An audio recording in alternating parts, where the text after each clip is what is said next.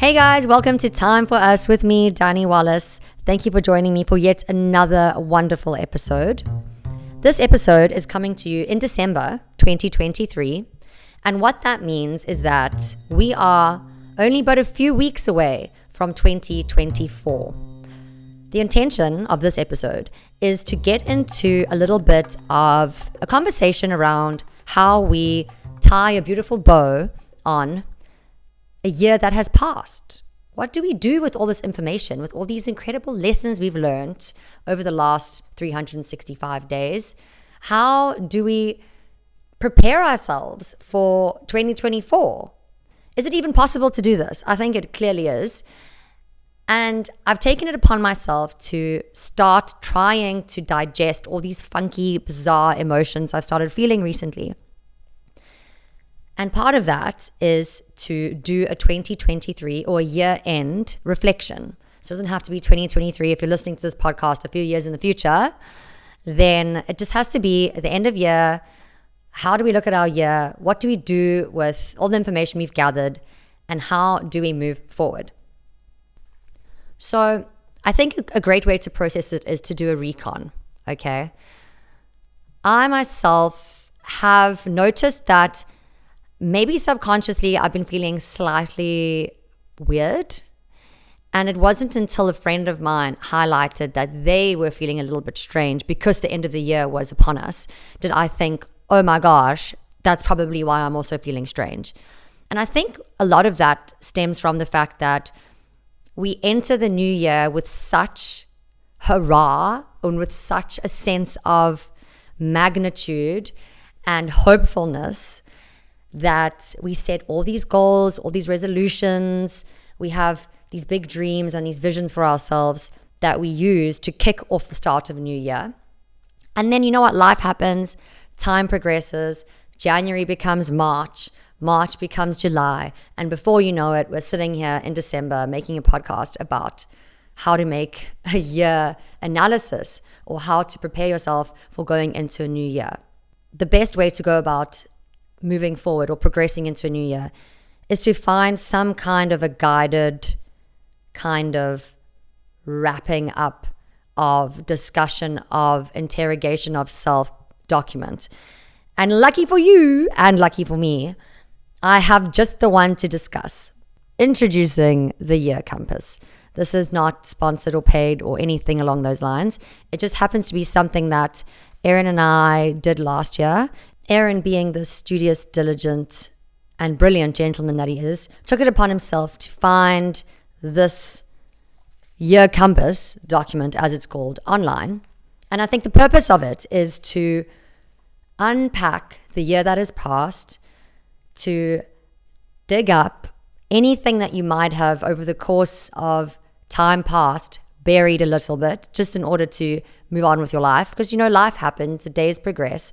And I think your dreams, your ambitions, your focus, even your hardships can quite easily get buried under the day-to-day existence that compiles, you know. The image I'm getting in my mind is of when we were in primary school and we learnt about fossils. And they would show you like a side cut down profile of layers and layers of earth. It's kind of the same thing. It's like the sediment builds, the days passed, and gradually, if there was a lost jewel or an ancient artifact, that gets buried along the way. Or if there is a corpse, something died and some bad things happened, those also kind of get buried along the way as life progresses. So this document encourages you to unpack a lot of that and to do some digging. So I thought, why not let me do this thing myself, which I have done. I haven't completely finished it, but I would encourage anyone who would like to do something similar in preparation for 2024 and in closure of 2023 to go to the link that I'm going to put on my podcast in the podcast description and download this document, this piece of, well, it's not a piece of paper, it's several pieces of paper. It's about 20 pages long.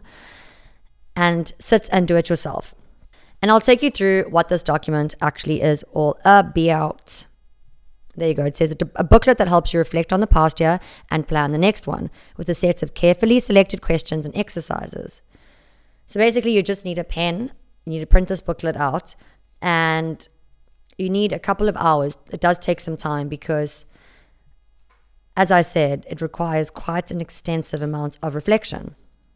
So some of the questions that they ask you, which I quite enjoyed actually, they have this whole page that says the past year, going through your calendar.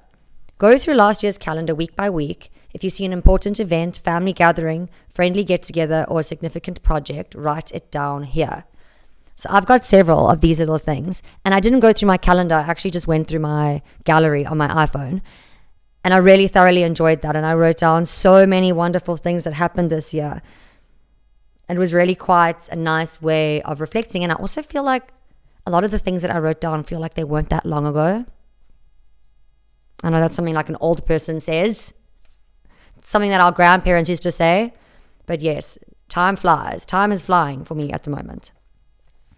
And then it kind of makes you break things down into, this is what my last year was about. So take a look at the different areas of your life that they list different areas down, and then you write down what significant events happened for you in each of these. And it has personal life, career, studies, friends or community, relaxation, hobbies, creativity, physical health and fitness, mental health and self-knowledge, habits that define you, and then a better tomorrow. So, and a better tomorrow is, what did you do this year to leave the world in better shape than you found it? I will go back and I will touch on some of my answers, just because I think that's kind of the whole point here, is to create an open door and a window of connection with you guys. I think the common threads that I found across this year, and I'll touch on some of them. Maybe I should just start with the 6 sentences about my past year. So the wisest decision I made this year, in my opinion, the wisest decision I ever made was going on SSRIs. So I've started taking, it's like an antidepressant, I guess you could call it that. I don't know why it feels weird saying it, or if there is a difference between what I'm taking and an antidepressant, or if I should know if there's a difference between what I'm taking and an antidepressant. I probably should. But I started taking SSRIs in about February this year, probably February, because in January I was still partying. So it wasn't exactly the best time to start taking them. But in all honesty, it is one of the best decisions I ever made for myself. It was something that took me a really long time to admit that I might have needed help. And there is still quite a lot of stigma around it. I think even for myself, I stigmatized myself, and I felt as though going on medication was cheating, or I really tried to go the long route, if that makes sense, which was yoga and meditation and eating super healthily. And I really tried to do all these things that they say you need to do in order to get your mental health in order. But I found that I was unable to stick to anything for a long enough period of time because I was self-sabotaging to such a degree, and my self-talk was so bad that I couldn't move forward. So I would manage to do something for a short period of time, and it was so volatile. I would, maybe even like a week, I could do it for a week, and then I would completely implode, and I would just get wrecked, like go out and get super fucked, or I don't know. It was just really volatile, really tumultuous. And I felt like I just could not get a grip of myself. And I was not well. I felt like I was burning from the inside out, as though I would actually spontaneously combust. Not exaggerating. In fact, if I had spontaneously combusted, it would have been a relief. So thank God I decided to go on SSRIs. It was actually as a result of couples therapy session that I went to with Erin, and then my therapist at the time, or our therapist, said, I think you're depressed and I think you should consider going on SSRIs, which I did. And it's the best decision I ever made. It's the wisest decision I ever made. And I'm so grateful to myself for making that decision. I firmly believe that if it wasn't for me being on that medication, I would never have even had the wherewithal to even start this podcast, which is a pretty scary thing to say. So I have immense gratitude to myself, past and present, for being brave enough to make the decision to do that. And I have immense respect for the person, the Danielle that got me to be the Danielle that I am now. So thank you, my girl. Love you. The biggest lesson I learned. Okay. Oh, wow, guys. This is quite funny. The biggest lesson that I learned. Sorry, that's hilarious. Is that I'm intelligent and respected. That is the biggest lesson I learned this year. I never actually really knew that before this year. And a lot of that, again, stems from the podcast. I think this podcast has been the greatest gift this year has given me. And it crops up a lot in my answers in this document. But through having been brave enough to put myself out there and provide myself with a platform to express myself and to be authentic and raw and honest and shed light and love into the world and acceptance and vulnerability. The reception that I've gotten from people and from the world has been incredible. And it's validated, if not even revealed, because I don't think I was ever really entirely sure that I was that intelligent, that I'm actually not stupid. So, I think maybe I always used to think that I was just really analytical, and that I think it's also I definitely have a mood disorder. Whether or not that's something that can change over time, I'm not sure. But leading up into being on the SSRIs, I think the narrative in my head was all that energy that I could have been using intellectually in other ways was being used to self-criticize. And basically I was like cannibalizing internally. If that makes any sense. I was emotionally cannibalizing, like I just turned on myself, and I was just consuming myself with all my own energy and intellect. So having had the blessed opportunity of taking that energy and channeling it externally, I have been so grateful to see myself in a different way and have a different perspective of myself, and that is one in which I'm intelligent and respected. So I'm super grateful to this year for that as well. The biggest risk I took, I think, was probably my SSRIs. I didn't write that here. I wrote modeling full time, which is a big risk. That was a very big financial risk. I think the SSRIs are probably one of the biggest risks I took, because you know that they can wreck people. If you go on the wrong medication, it can send you. Like, it can be way worse than where you're currently at. And I think taking that risk has been so rewarding.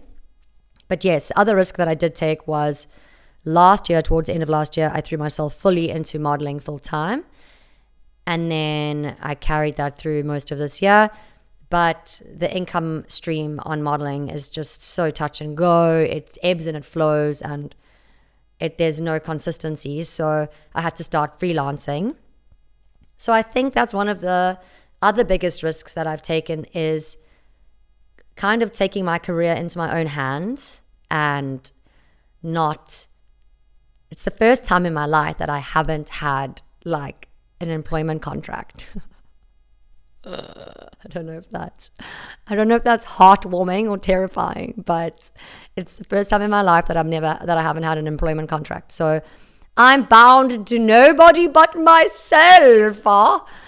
And that means that I'm my own boss. I'm the boss of the game, guys. So it's been a fucking wild ride, and I'm absolutely loving it, because it means that I can do things like sit here at, what time is it? 10 to 3 on a Wednesday, and it's a Tuesday, on a Tuesday, and record a podcast. And I don't have to try cram things into my day. I have the flexibility of making my own hours.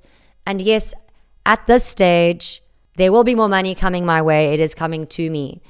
But it has not been the most exorbitant amount of money up until this point, but it is coming. It's on its way. The biggest surprise of the year is obviously the podcast.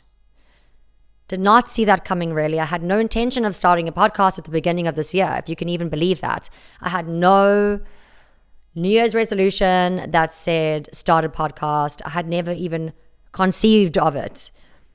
And what ended up happening was I was reading a book called Traffic Secrets. I'm looking for it over here in the bookshelf, and I can't seem to see it right now.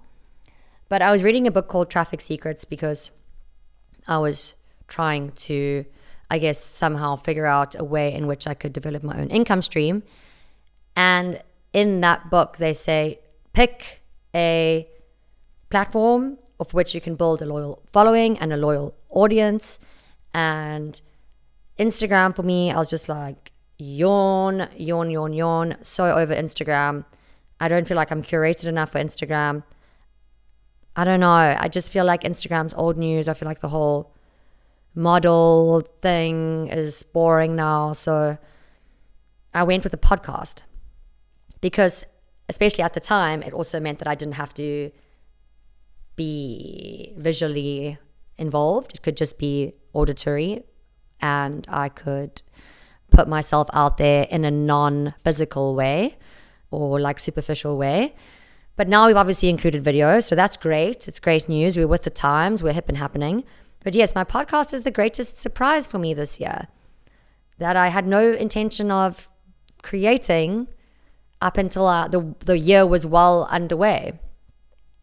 The most important thing I did for others is love them, show up, and be reliable in giving. I think that I do love people wholeheartedly. I do always show up for people when they need me, and I am reliable. I think I'm a pretty reliable friend in terms of you know what you're going to get with me. So that's great. I think that's what I do. And then obviously my podcast as well. I mean, you guys are probably like, Danielle, if I have to hear you say your podcast one more time, you actually just might have to hear me say it a few more times. So I apologize in advance. But these are the facts, guys. These are the facts. And then the biggest thing I completed. I'll give you one guess. I'll give you guys one guess. One. Don't fuck it up. It is launching and running my podcast. You were right. You knew it and you were right. A few other things here. Okay, what were you not able to accomplish? Getting an extremely well-paying, financially satisfying income. So yeah, that we're still working on. Yeah. And making a lot of money and freeing myself financially. That is still underway, but I do believe that it definitely is something that is going to manifest for me. Based on all the steps that I've taken and all the work that I'm doing to liberate myself of the mental shackles I have cast myself in. And what are you most grateful for? Aaron.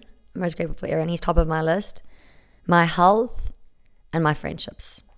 Another thing that cropped up in this document that I think is something that I think should be flagged, could be flagged, should be, could be, would be flagged. I didn't see this page coming, but I can't actually show you the page because I've written people's names on it. Oopsie. Imagine I did that. That would be so embarrassing. But it says forgiveness. It's about forgiveness, and it's got a big square on it. And it says, did anything happen this year or this past year that still needs to be forgiven? Deeds or words that made you feel bad? Are you angry with yourself? Write it down here. Do yourself good by forgiving. Okay. So I started writing down some things. There are 4 individuals written on this list. When I started writing some of the stuff about forgiveness on this page, I realized that I'm actually still really angry. And I've gone through some shit this year, definitely, especially in the friendship department. I've gone through some really bumpy times. And there are those friends that I have forgiven, but there are friends that I have not forgiven. In fact, they're not even my friends. So when I reflected on these circumstances or these scenarios, I actually wrote some really anger-filled words down, guys. Some of them include psycho bitch. So I did write the word psycho bitch in reference to someone. I did write those words, and I stand by them. It is for that reason that I'm grateful to be doing this exercise mid-December, because I'm hoping that I can transmute all these feelings and work through these feelings and this anger so that I can let it the fuck go and go into the year with a clear conscience and a freshness and a looseness and a lightness. I think what I'm also realizing about myself is that I struggle with forgiveness when there seems to be like a lack of closure, you know? So there's some open-endedness to some of these scenarios that I think is fostering a bit of resentment, a lot of resentment. And it's a kind of like frustration and anger towards someone that, you know, when someone's upset you so much that you play out the scene in your head of ever bumping into them. That's an indication that you really have some shit to let go of. But yeah, that's kind of where I'm at with this one circumstance in particular, this one person in particular. So I really do need to work through that. But I'm grateful that I've started this process now, because I'm kind of still a little bit bewildered as to how I'm going to package this all up and send it down the river, especially considering that I'm going to more than likely have to make peace with the fact that it's going to remain open-ended. So wish me luck. And furthermore, I encourage you to start doing this process as well, because the last thing we want is to go into our new year carrying the old stanky ass bullshit from the year before.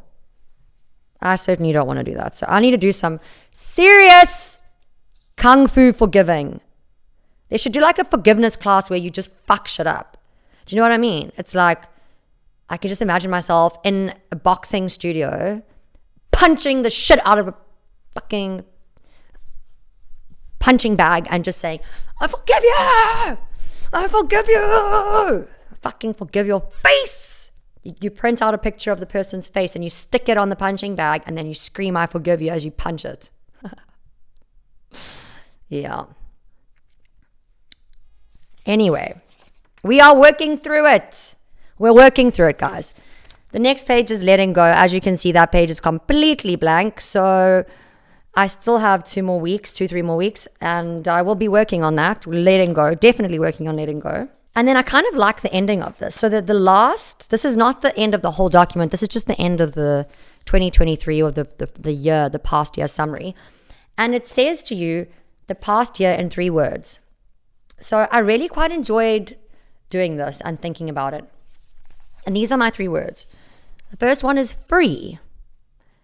I found that really interesting because I went into this year with the word that I'd attached to was freedom.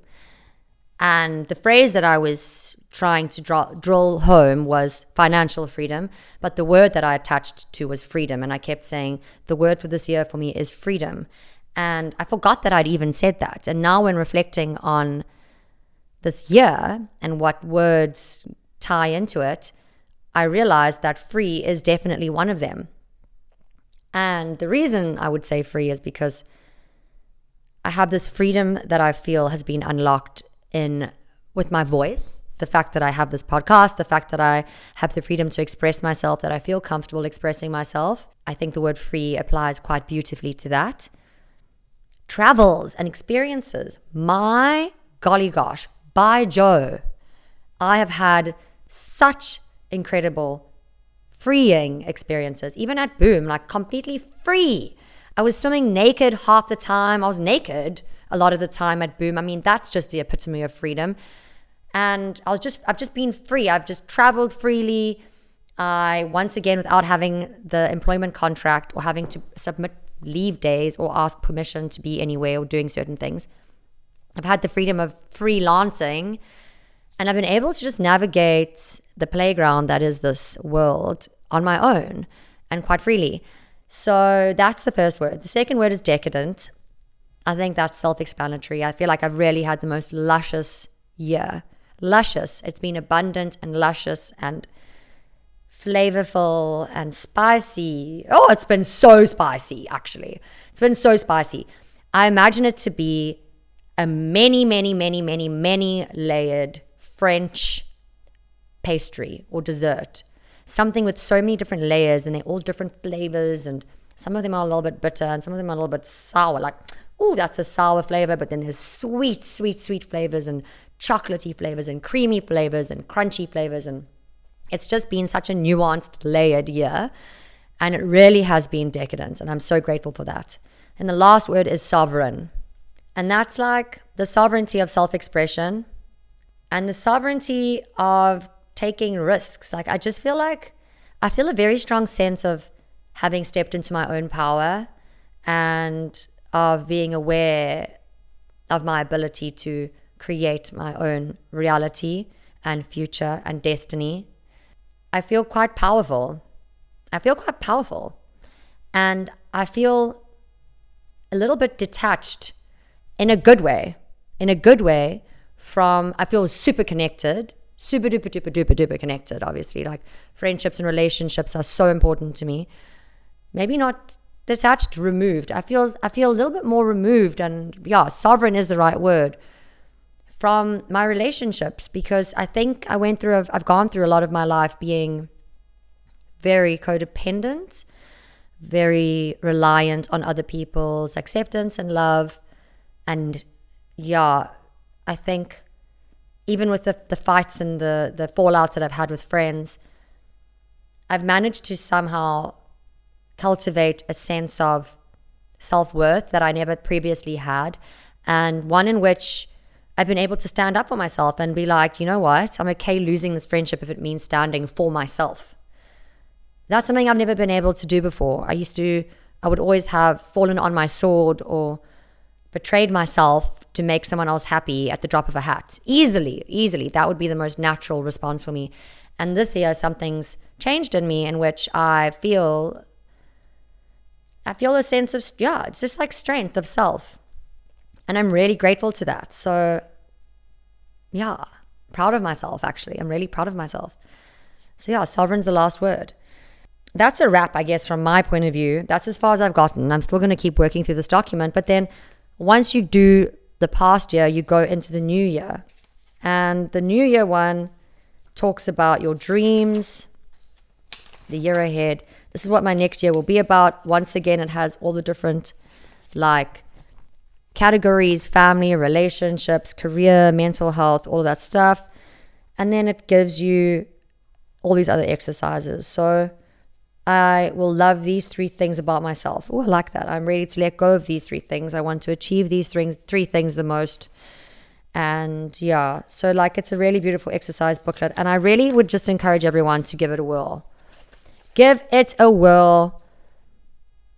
Prepare yourself, guys. Let's prepare ourselves for the mind fuckery that is going to be yet another year on planet Earth if we are so lucky and so blessed. I hope that this episode gave you something to think about, guys. And I also hope that when I re-listen to this, which I'm going to, I made some kind of sense. And I also didn't, I was going to say misrepresent myself by lingering on the forgiveness thing. But also, you know what, it is what it is. So we all have our shit to work through. Thank you for listening to my TED Talk /podcast. I really hope that 2023 has been a gift. No matter what you've gone through, maybe you've had a shit year, maybe you've had a really cuck year, maybe you haven't had the most beautiful year. I'm quite blessed in that I think I've had a really great year, despite some challenges. If you've gone through a lot this year, if you've gone through a great year or a terrible year, I just hope that you still find the gift in it and the gem that you can take away from the experience that this year has given you. Thank you for listening. If you enjoyed this podcast, please will you rate my Podula on Spotify. You can find the little star thingies under my name on the podcast homepage. Give me a rating. Follow me on Spotify as well if you so chooseth. I would really appreciate it.